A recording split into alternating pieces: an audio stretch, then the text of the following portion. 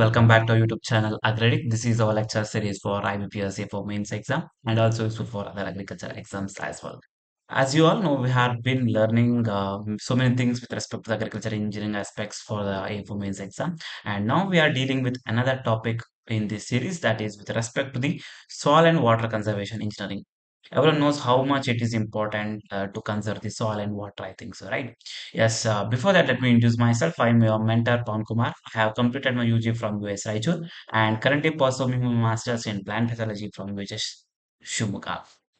As I told, today we'll be dealing with the soil and water conservation engineering. Before directly jumping into the theoretical part, just analyze the situation of our soil. See, the growth of any plant, it depends upon the fertility of a soil, and the healthy condition depends upon the soil health, right? But nowadays, everyone agrees that the condition and the health of the soil is getting deteriorated. It may be due to the anthropogenic actions, or it may sometimes it may be due to the natural reasons as well, right? So when the water and the soil, which are considered the basic requirements of any living entity existence, if they are getting deteriorated, obviously there is no future for the human beings. I agree, so right. So in order to conserve these particular water and soil, various measures we are supposed to take in order to conserve them and also give them back to our future. Okay, without much wasting time, let us start the session. As I told, today we'll be learning about the soil and water conservation. Basically, starting with the definition of the soil erosion. Soil erosion is nothing but it is simply a process of detachment. So you can see this pictorially. When raindrop comes, the detachment of the soil comes, and this will be eventually transported and it will be deposited into somewhere place. In general, soil erosion is a process of detachment, transportation, and deposition of soil particles from important here. It is one place to another place under the influence of water. If it called water erosion, if wind is helping, it is called wind erosion. If glacier is helping, glacier erosion, and if any other forces, gravity forces, gravitational erosion. This will be in general will be telling. And another thing to import to remember it is the word Latin. See, soil erosion. That word erosion, it is being derived from the Latin word. Okay, Latin word eroder. It gives a meaning of eating away or to excavate, means to remove or to take away. It is a meaning. And as you know, that soil and water are the basic resources of the country, which must be carefully conserved and that must be judicially used as well. Because in order to sustain the ever increasing human population, we are supposed to conserve the soil and water much efficiently. And for exam point of view, the points which I have highlighted is very, very important. See that the detachment of the soil particles will be difficult in case of clay soils. The reason is important here because there what happens, the cementing material, that is iron, aluminum, what happens due to presence of these minerals in particular clay soil, they will be act, they will be holded together. So it is very difficult to detach the clay particles. But once the detachment of clay soil is done, the transportation of clay soils is very easier compared to other soils. But here, the detachment of sandy soils is easier, but the transportation of sandy soil is difficult because sandy soils are heavier than the clay soils. This much difference you must be knowing basically.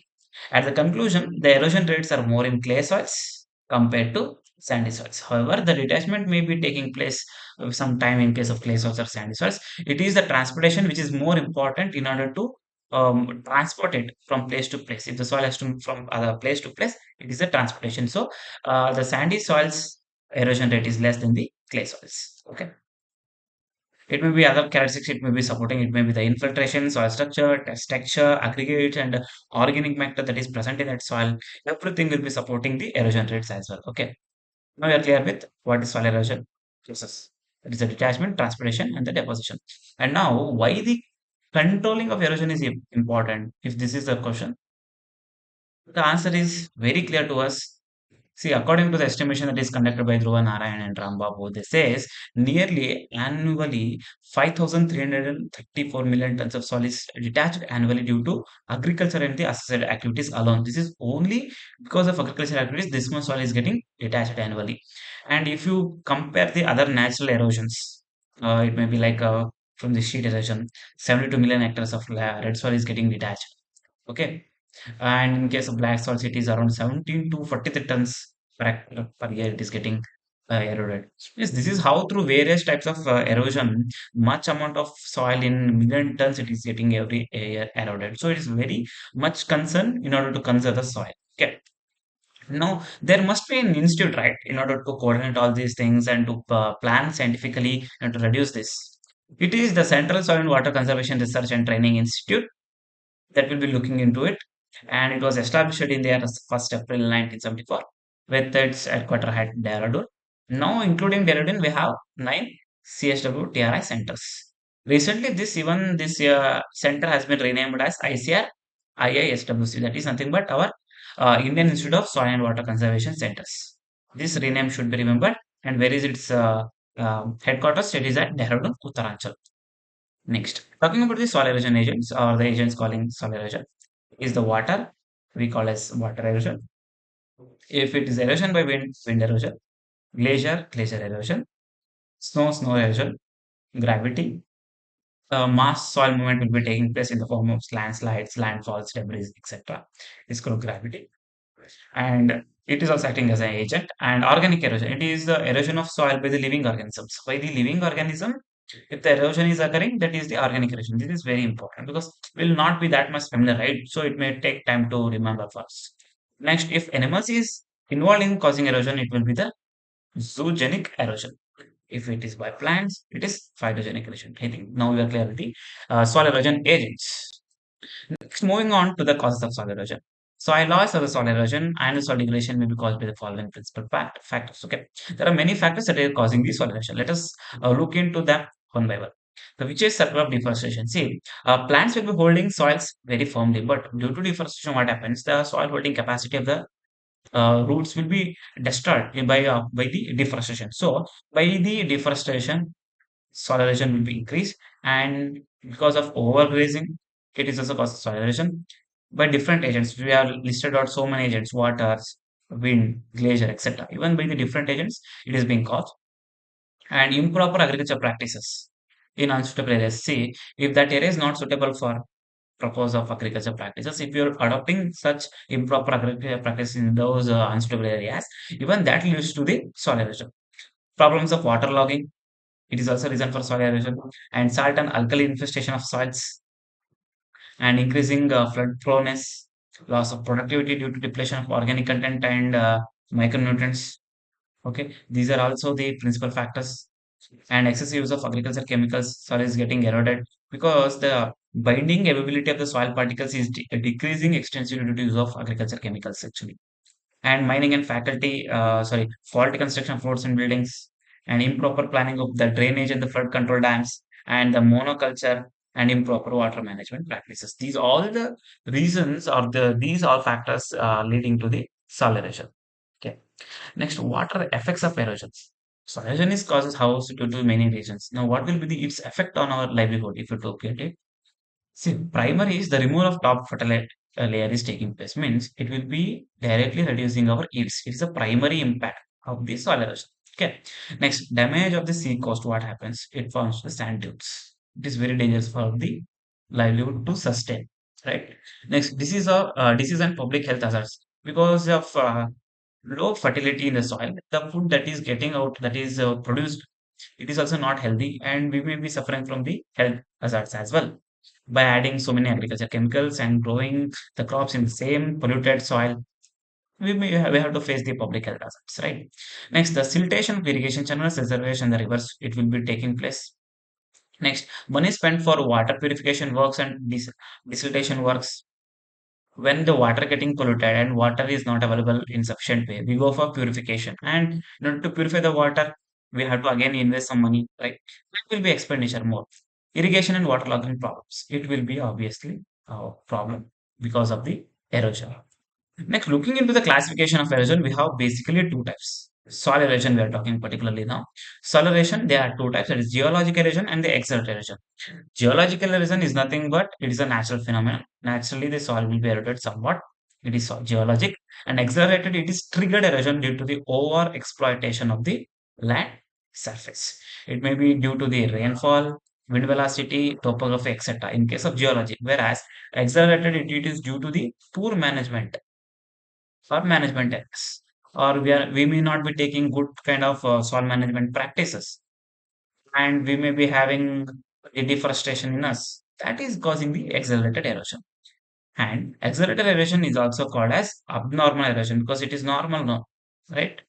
No, it is not normal. It is abnormal because due to the human intervention, it is happened. So it is called as abnormal erosion, whereas geological erosion is called as natural erosion or permitted soil erosion. Means this occurs naturally. When rain comes, obviously some amount of soil has to be drifted and it has to be transported. This is how it takes the soil movement from place to place. That is the geological erosion or the natural erosion. And in accelerated erosion, it is also called as abnormal erosion. Next, talking about the soil water. I told that erosion of soil is by water, right? Now it may occur in two forms. One is the liquid as a flowing water, or again it may be in the form of glaciers. Okay. Torrent erosion. Here, erosion caused by a large volume of runoff water with high velocity. That is called as torrent erosion. If anthropogenic erosion means if human activities are the cause for erosion, that is called anthropogenic erosion.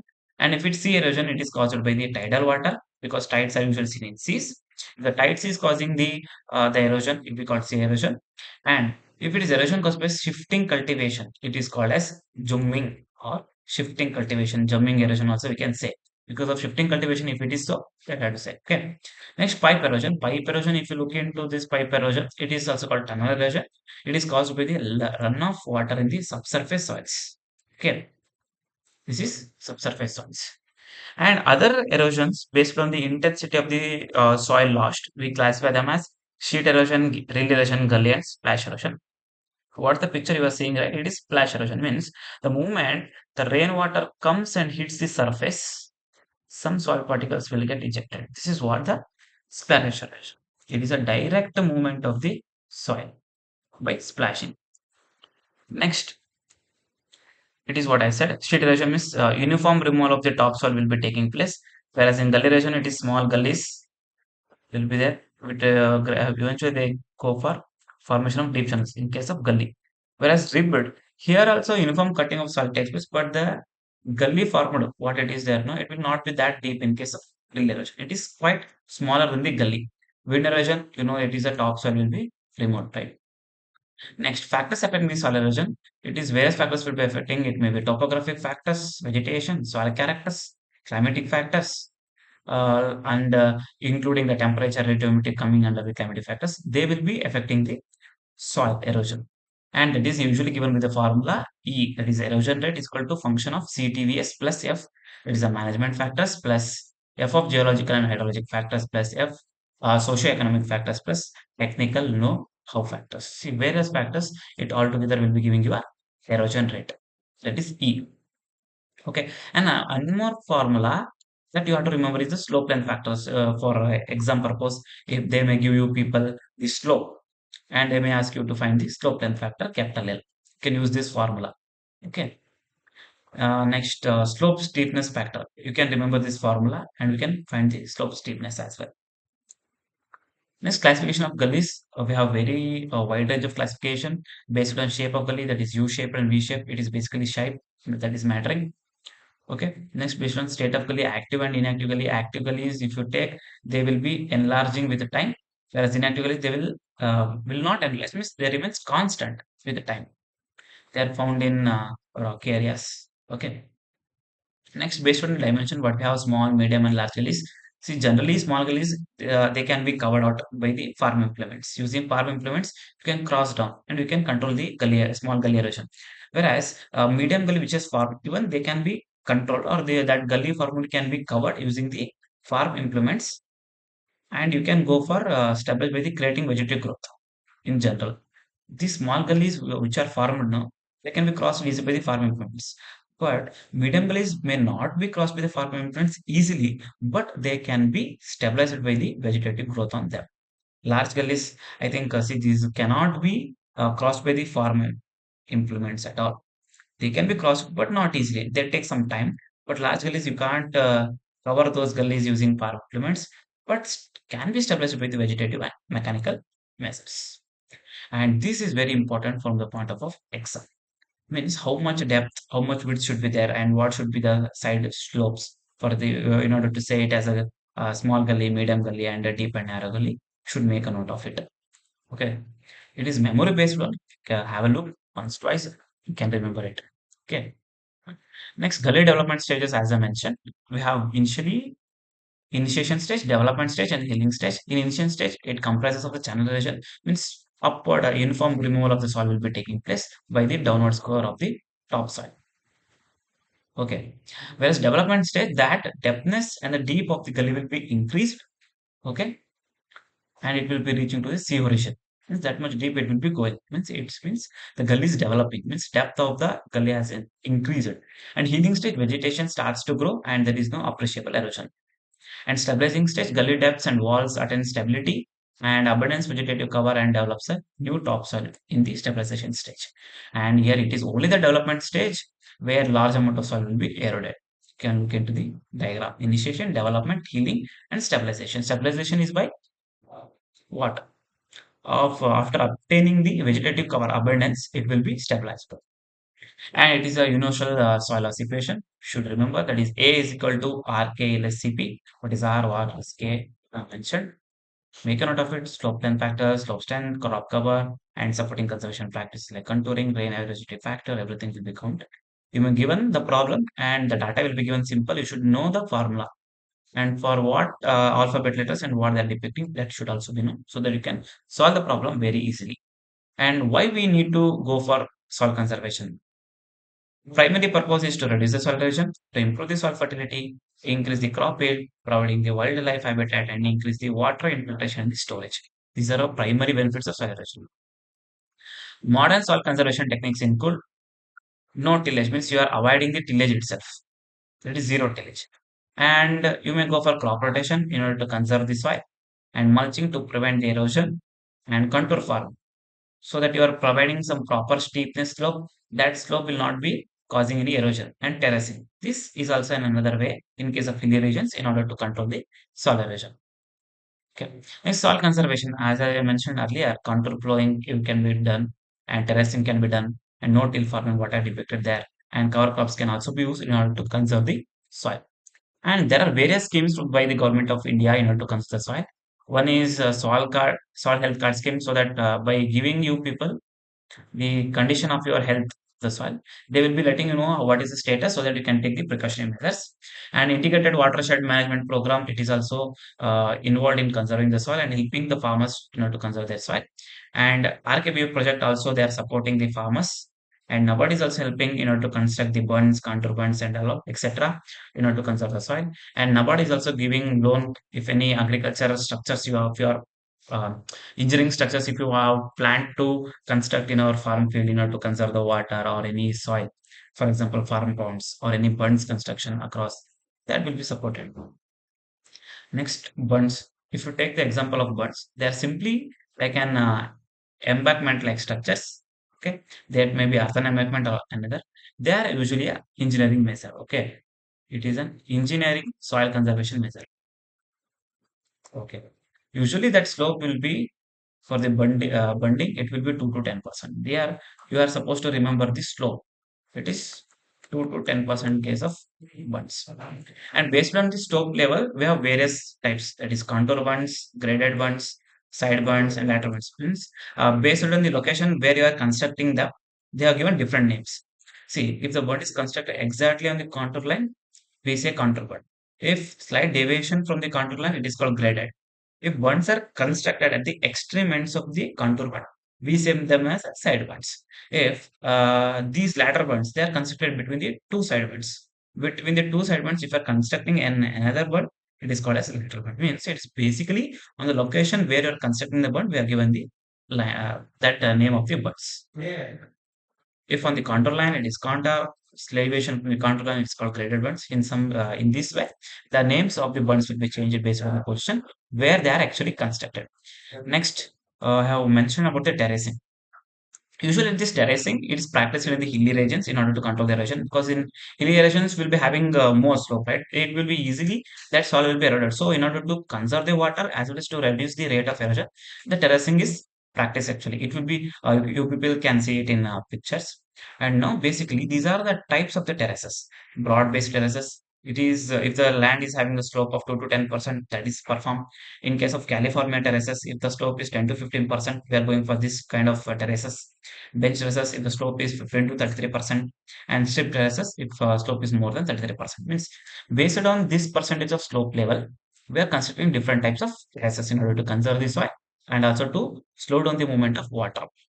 Yeah. See level terraces. In order to level the land in hilly regions, this is being practiced. See, level or ridge type terraces are also from two types. That is wide base. This is actually a wide base and narrow base depending upon the width of the ridge and the channel.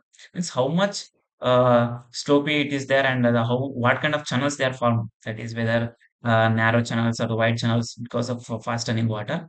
Depending upon those kind of ridges, that you people will decide whether to construct the level terraces or the Futrosia terraces. Okay. See, this particular California terraces or Torosiana terraces, they are actually what happens in these of terraces. Soil is gradually excavated during the every plowing. Okay. And terraces are developed by pushing the soil down hill against the vegetative structural barrier. Means during the terracing, what happens this construction of these terraces, high amount of the soil will be eroded during the plowing operation. And all. These will be again it will be added to some other regions in the same hilly region, and they will be constructing the structural barrier. Okay, or you can go for vegetative barriers for a period of 3 to 5 years. Means these kind of caliform terraces will be developed gradually by constructing either structural or the vegetative barrier. I think now you are clear. See, both are kind of terraces only. Depending upon the percentage of the slope, we name it as level terraces or the California. Means here, uniform level you can see here. But here there is no that uniform levelity. Some ups and downs will be there. Okay. Next, strip terraces. It is very simple. Strip means part. Here, if it is a hilly region, if it is a hilly region, if you consider it is an hilly region, here one strip the vertical plants will be grown. Again, in between them, strip crops like cover crops may be grown, and again vertical. That is what I say strip terraces. In the terrace in itself, strip crops are grown.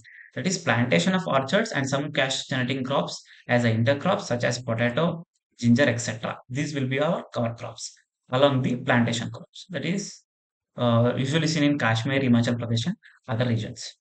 And bench terraces, no doubt, that will be having like benches this way. This kind of slopes will be done in hilly regions. Okay. It is also called as staircase farming, another name of the bench terraces. On steep sloping and undulating lands and intensive farming, it can be adopted after constructing the bench terraces. Means once basic is you should construct the bench terrace.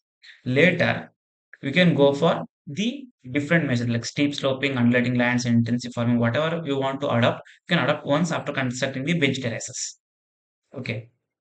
And if you want to change the slope or anything, first basic is bench terrace. You should done in order to conserve the soil. Later, you can change the slope or you can change the condition of the land over those bench terrace. Okay. And original steep slope is converted into level fields and thus hazards of erosions are minimized. Okay. This is very important. Level fields are done afterwards, after converting the steep slope into a level field.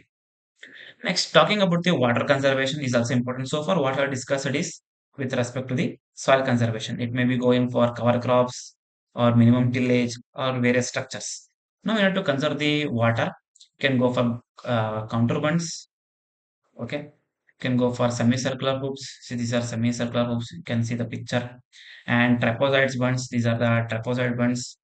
Okay, and the graded bunds you can go for using the stones and by the rock catchments. Even this is also an example for rock catchment types if your rocks are used for construction of bunds. Okay, and by ground catchments. See, this is the ground catchments.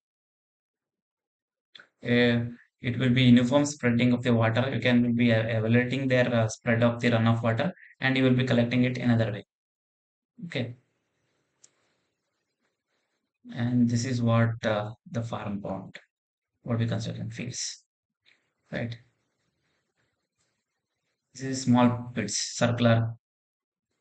We can go for circular some loops inside some mud pits in order to conserve the water in these regions.